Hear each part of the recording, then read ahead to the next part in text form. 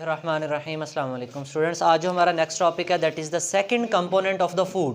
बेटा previous lecture में हमने components of human food discuss किए थे। ये डिस्कस किए थे ना, हमने कहा था कि हम जो रोज़मर्रा ज़िंदगी में ख़ुराक खाते हैं उसमें कौन कौन से अज्जा होते हैं। उनमें पहला जुज़ जो था वो हमने कार्बोहाइड्रेट देखा था, जिसको हम नशास्ता भी कहते हैं उर्दू में। उसमें हमने ये देखा था कि जो शुगर मटेरियल होता है, हर वो चीज़ जो मीठी होती है, हर वो चीज़ जो आम तौर पे आर्टिफिशियल स्वीटनर्स की बात नहीं कर रहा मैं, जो हर वो चीज़ जो मीठी होती है, जिस तरह सुक्रोज़ है, माल्टोज़ है, लैक्टोज़ है, फ्रूट्स हैं जो मीठे होते हैं, जो भी कोई मीठी चीज़ खाओ तो हम कहते हैं हमने क्या खाया है, कार्बोहाइड्रेट्स खाए हैं। क्या खाए हैं? और फिर हमने ये देखा था कि कार्बोहाइड्रेट्स हमारी बॉडी में एनर्जी सोर्स होते थे। कार्बोहाइड्रेट्स हमारी बॉडी में एनर्जी सोर्स होते थे। The chief source of energy, हमारी बॉडी में जो एनर्जी देने वाला जरिया था ग्लूकोज था। ग्लूकोज फ्यूल था हमारी बॉडी का। हमारी बॉडी का कितनी एनर्जी लेते थे हम? 4 किलो कैलोरी पर ग्राम। 1 ग्राम में से 4 किलो कैलोरी हम एनर्जी लेते थे। ठीक है, आज हम ज़रा लिपिड्स को देखते हैं। लिपिड्स क्या चीज़ें हैं? कार्बोहाइड्रेट्स के बारे में हमने कहा था कि ये जो है ना वो शुगर के मटेरियल हैं, ग्लूकोज के डेरिवेटिव्स हैं, या ग्लूकोज से बने हुए होते हैं या उस किस्म के शुगर मॉलिक्यूल से बने होते हैं। तो लिपिड्स के बारे में हम कहते हैं ये हेट्रोजिनस ग्रुप ऑफ कंपाउंड है। ये दो चीज़ों से मिलकर बनते हैं। लिपिड्स कितनी चीज़ों से मिलकर बनते हैं? एक चीज़ उनमें होती है बेटा फैटी एसिड्स। क्या होते हैं? Fatty acids. ठीक है, और दूसरी चीज़ लिपिड्स के अंदर होती है जिसको हम ग्लिसरोल कहते हैं। क्या कहते हैं? वैसे हमारे पास लिपिड्स को देखा जाए तो हम कहते हैं कि लिपिड्स जो हैं, एक उनमें फैटी एसिड हैं, और ये जो ग्लिसरोल है ना, ये अल्कोहल है। ये क्या है? इसमें 3 OH ग्रुप होते हैं। कितने OH होते हैं? 3। ये ट्राईहाइड्रिक अल्कोहल है। ठीक है, तो हम कहते हैं कि फैटी एसिड, अल्कोहल, या जब आप बड़ी क्लासों में लिपिड्स की डेफिनेशन पढ़ोगे तो आप कहोगे इनके अलावा भी और भी डिफरेंट टाइप के मॉलिक्यूल्स होते हैं। डिफरेंट टाइप के मॉलिक्यूल्स होते हैं जो आपस में मिलते हैं, जो आपस में और क्या बना देते हैं हमारे पास? लिपिड्स। लेकिन आपकी बुक कहती है ये बेसिक 2 हैं। आमतौर पे जो फैट, चर्बी जिसकी हम बातें कर रहे होते हैं, न्यूट्रल लिपिड्स की बातें कर रहे होते हैं, उनमें ये 2 ही होते हैं, fatty acids and glycerol. Fatty acids and glycerol. आपसे कोई पूछे लिपिड्स किस चीज़ से मिलकर बनते हैं तो हम बताएंगे lipids are derivatives of fatty acids and. आपने लिपिड्स बनाने हैं तो आपको क्या चाहिए?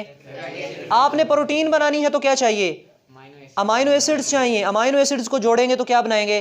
प्रोटीन। आपने लिपिड्स बनाने हैं तो किन चीज़ों को जोड़ोगे? Fatty acids and glycerol. आपने कार्बोहाइड्रेट्स बनाने हैं तो शुगर यूनिट्स को जोड़ेंगे, ये शुगर मॉलिक्यूल इटसेल्फ होंगे। चलें जी, हम कहते हैं कि हमारे पास लिपिड्स 2 चीज़ों से मिलकर बनते हैं, फैटी एसिड्स एंड ग्लिसरोल। अब कहते हैं कि ये जो फैटी एसिड्स हैं, क्या हैं? इन फैटी एसिड्स की बेस के ऊपर हमारे पास लिपिड्स की टाइप्स बनती हैं। लिपिड्स की असल में हमारे पास जो अब टाइप्स पढ़ाने जा रहा हूँ बेटे, वो फैटी एसिड की टाइप पढ़ाने जा रहा हूँ। किसकी टाइप्स पढ़ाने जा रहा हूँ? फैटी एसिड्स हमारे पास या तो सैचुरेटेड होंगे, या क्या होंगे? सैचुरेटेड फैटी एसिड्स होंगे, और या फिर हमारे पास ये फैटी एसिड्स जो हैं वो क्या होंगे? अनसैचुरेटेड होंगे। इनमें आपसे डिफरेंस पूछा जाता है, saturated fatty acids and unsaturated fatty acids. अच्छा बेटे, फ़र्क क्या होता है इन सैचुरेटेड फैटी एसिड्स में और अनसैचुरेटेड फैटी एसिड्स में?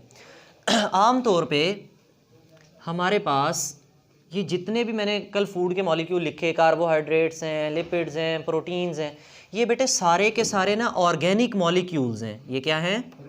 ऑर्गेनिक मॉलिक्यूल हैं। जो ऑर्गेनिक मॉलिक्यूल्स होते हैं वो कार्बन और हाइड्रोजन के बने होते हैं, जिनको हम हाइड्रोकार्बन्स भी कहते हैं। क्या कहते हैं? आपने पढ़े ना ऑर्गेनिक केमिस्ट्री में, पढ़ा ना? ग्लूकोज लिखते हैं C6H12, इसका मतलब कार्बन भी है और ये ऑर्गेनिक कंपाउंड्स का एक्चुअल डेरिवेटिव है। ऑक्सीजन भी आ गई इसमें। इसमें क्या भी आ गई? ऑक्सीजन भी आ गई। चलें, अब यहाँ पे हम कहते हैं कि क्या एक ही एटम होता है कार्बन का, या एक से ज़्यादा होते हैं? एक से ज़्यादा। तो इसका मतलब कार्बन आपस में जुड़े होते हैं, एक कार्बन दूसरी कार्बन से जुड़ा होता है। और ऑर्गेनिक कंपाउंड्स में जो कार्बन बॉन्ड बनाता है वो कितने बॉन्ड बनाता है बेटा? 4 बॉन्ड बनाता है। 1 2 3 4। और ये भी कितने बनाएगा? 4 बॉन्ड बनाता है। इसका मतलब हर बॉन्ड को पूरा करने के लिए किसकी ज़रूरत पड़ रही है? हमें हाइड्रोजन की ज़रूरत पड़ रही है। किसकी ज़रूरत पड़ रही है? हाइड्रोजन की ज़रूरत पड़ रही है। ठीक है, हम कहते हैं in saturated fatty acids, saturated fatty acid जो होंगे, ये मैंने आपके पास 2 कार्बन वाला ऑर्गेनिक मॉलिक्यूल बनाया है, फैटी एसिड्स। ये फैटी एसिड्स होते क्या हैं? आप ऑर्गेनिक केमिस्ट्री में जैसे हम पढ़ते हैं ना, ये अल्केन है, अल्कीन आप 10th क्लास में पढ़ोगे, ये अल्कोहल्स हैं, ये डिफरेंट कंपाउंड्स की क्लासेस हैं। उनमें एक क्लास है जिसका नाम क्या है, एसिड्स। और वो कौन से एसिड्स हैं, कार्बोक्सिलिक एसिड्स। क्या होते हैं, कार्बोक्सिलिक एसिड्स।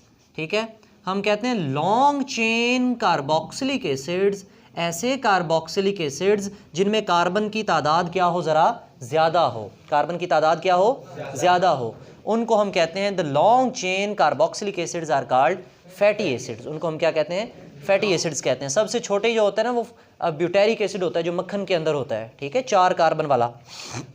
अच्छा, अब हम कहते हैं कि if the tetravalency of the carbon, carbon कितने बॉन्ड बना रहा है, 4, तो उसकी वैलेंसी कितनी होगी, 4।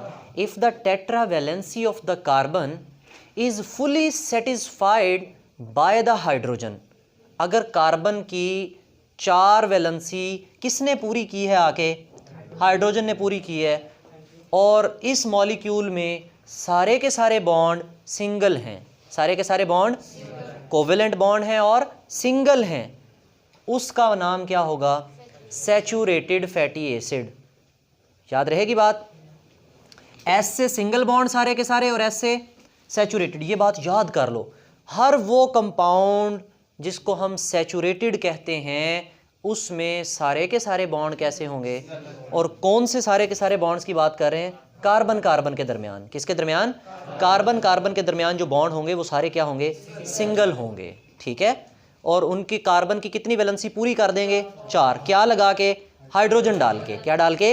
इसलिए हम कहते हैं द मॉलिक्यूल, ऐसे मॉलिक्यूल जिनमें कार्बन की 4 वैलेंसी पूरी सेटिस्फाई की हो, पूरी की हुई हो हाइड्रोजन डाल के, वो कंपाउंड्स क्या कहलाते हैं, सैचुरेटेड कहलाते हैं। ठीक है, इसी के बरक्स अगर हम अनसैचुरेटेड की बात करें ना बच्चा, तो हम कहते हैं अनसैचुरेटेड फैटी एसिड्स ऐसे होते हैं, ज़रा इधर देखो, ये कार्बन बनाया मैंने, कार्बन कार्बन के दरमियान कितने बॉन्ड बना दिए, डबल, इधर क्या लगा दी, कितने हाइड्रोजन लग सकते हैं, बस 2-2, क्योंकि इस कार्बन ने 4 बॉन्ड बनाने हैं ना, तो 4 बना लिए। इधर कितनी हाइड्रोजन डाली थी, 3, इधर कितनी लगी हैं, सिर्फ, इसका मतलब हाइड्रोजन क्या हो गई, कम, हाइड्रोजन क्या हो गई, कम। हाइड्रोजन की कमी की वजह से कार्बन को दूसरी कार्बन के साथ मजबूरन कितने बॉन्ड बनाने पड़े, 2। यहाँ कितने बॉन्ड थे, 1, सिंगल बॉन्ड था, तो ये कैसे मॉलिक्यूल से, सैचुरेटेड। अब 2 या 2 से ज़्यादा बॉन्ड आ जाएं कार्बन कार्बन के दरमियान, डबल बॉन्ड हो या ट्रिपल बॉन्ड हो बेटा, तो वो सारे मॉलिक्यूल, चाहे ऑर्गेनिक केमिस्ट्री भरी पड़ी है आपके पास, वो सारे के सारे क्या बन जाएंगे,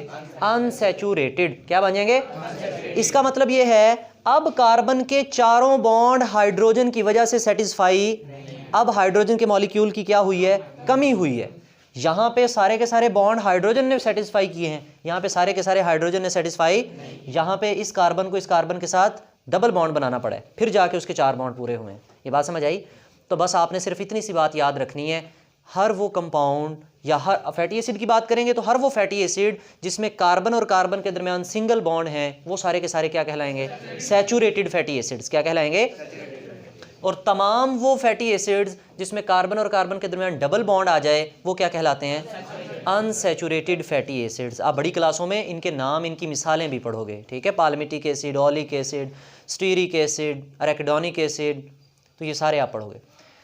अच्छा, पहला डिफरेंस पता चल गया। What is the difference between saturated fatty acids and unsaturated fatty acids, क्या डिफरेंस होता है, तमाम कार्बन जो है वो bonded to the hydrogen atom, लेकिन यहाँ पे डबल या ट्रिपल बॉन्ड हो सकता है। ठीक है, अच्छा अब जरा सुनना, वो कहता है एस से सैचुरेटेड और एस से सॉलिड याद रखना है, एस से सैचुरेटेड, एस से सॉलिड।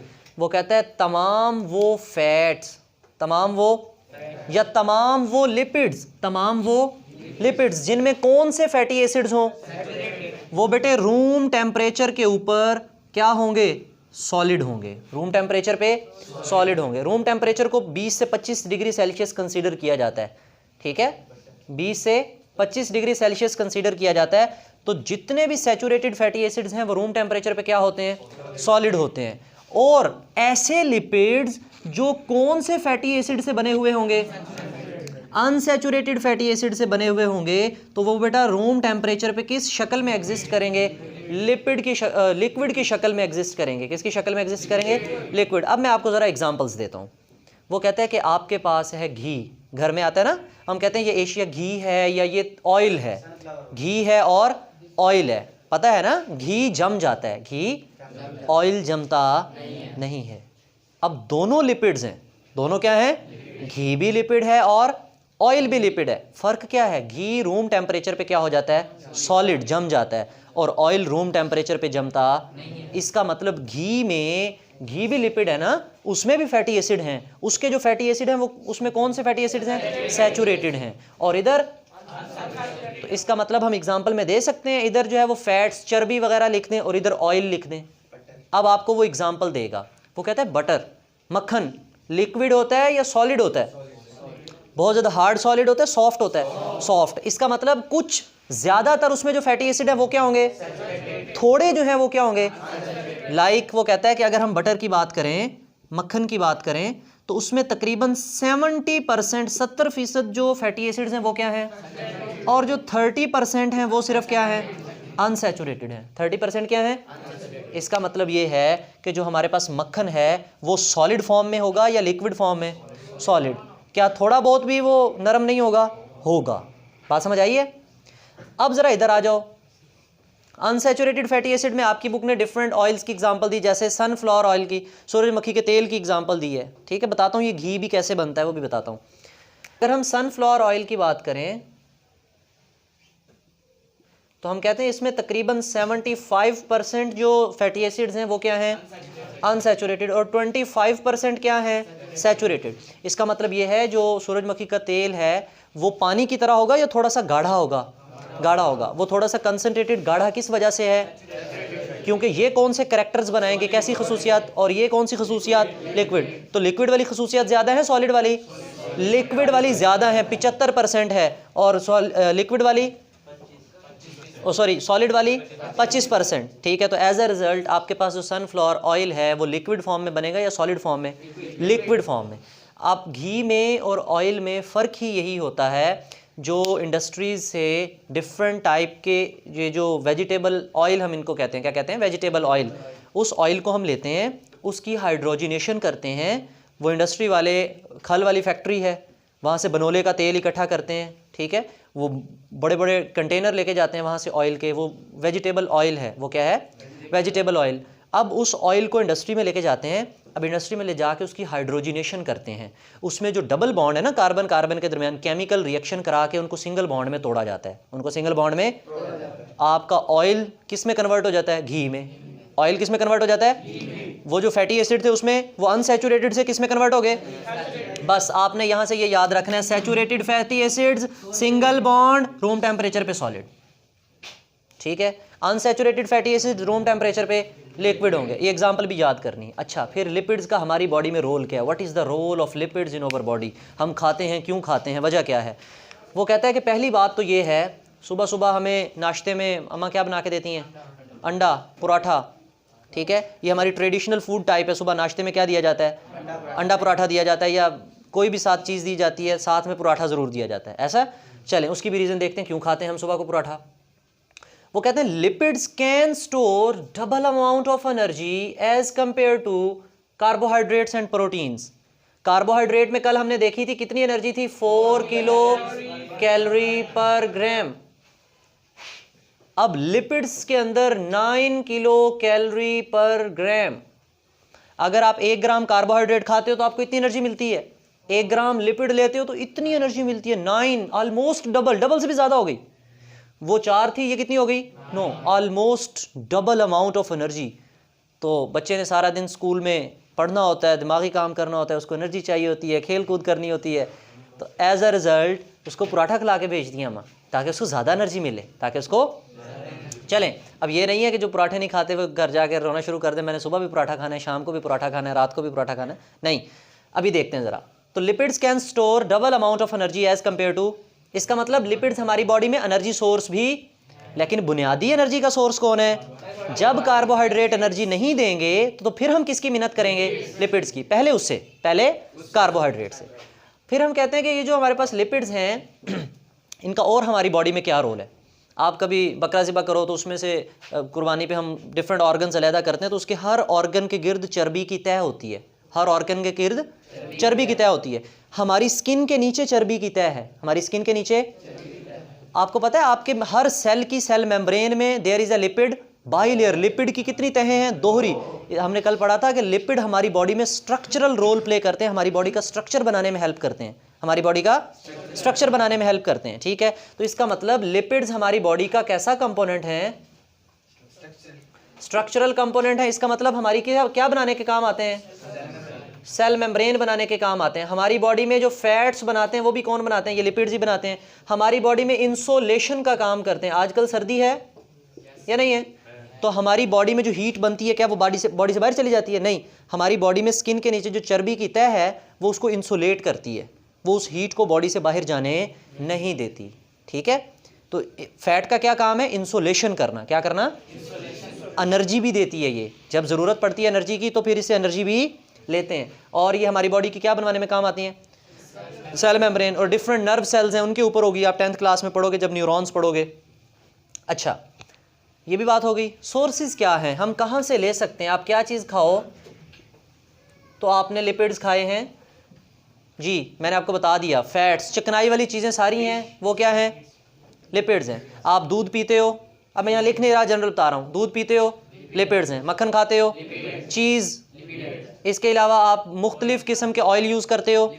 मछली, कॉड लिवर ऑयल, मछली खाते हो। मछली जब बनाते हैं ना तो अम्मा जी घर में बनाती हैं तो वो उसमें तेल कम डालती हैं या घी कम डालती हैं, क्योंकि उस मछली के अंदर से भी अपना भी जो है ना थोड़ा सा ऑयली मटेरियल होता है उसमें, ठीक है। तो बाकी ये सारी चीज़ें, फ़िश है या आपके पास डिफरेंट बीन्स हैं, उनके अंदर भी फैटी एसिड स्टोर होते हैं, उनमें भी लिपिड्स होते हैं। क्लियर? अच्छा, इसके अलावा वो कहता है कि क्या लिपिड्स खाने चाहिए फिर बहुत ज़्यादा? नहीं। जो हमारे पास सैचुरेटेड फैटी एसिड्स हैं, क्या हैं? सैचुरेटेड फैटी एसिड्स में कोलेस्ट्रोल होता है। क्या होता है? या ये सैचुरेटेड फैटी एसिड्स असल में हमारी बॉडी में कोलेस्ट्रोल बनाने में हेल्प करते हैं, कोलेस्ट्रोल बनाने में हेल्प करते हैं। वो कहते हैं अगर टू मच, ज़्यादा अगर आप घी इस्तेमाल करते हो, सैचुरेटेड फैटी एसिड इस्तेमाल करते हो, तो वो हमारी बॉडी में, हमारी जो ब्लड वेसल्स हैं, हमारी जो खून की नालियां हैं, उनमें जमना शुरू हो जाते हैं फैटी एसिड्स।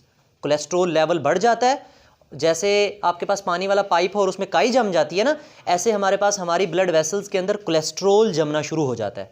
जब हमारी एज ज़रा ज़्यादा हो जाती है 40-45 साल की, तो एक कॉमन सी बात आप सुनते हो कि इस हमारा कोलेस्ट्रॉल लेवल बढ़ा हुआ है। टीवी पे मशहूरी भी आ रही होती है कि कोलेस्ट्रॉल लेवल को कम करें। ये मुख्तलिफ जो है वो ऑयल कंपनीज़ हैं, एशिया वाले हैं, ये दूसरे तेल बनाते हैं, तो वो जितना बड़ा पोस्टर लगाते हैं उस पर लिखा होता है कि कोलेस्ट्रॉल फ्री, कोलेस्ट्रॉल कम, कम से कम। वो बड़ी एडवर्टाइजमेंट करते हैं इस चीज़ की।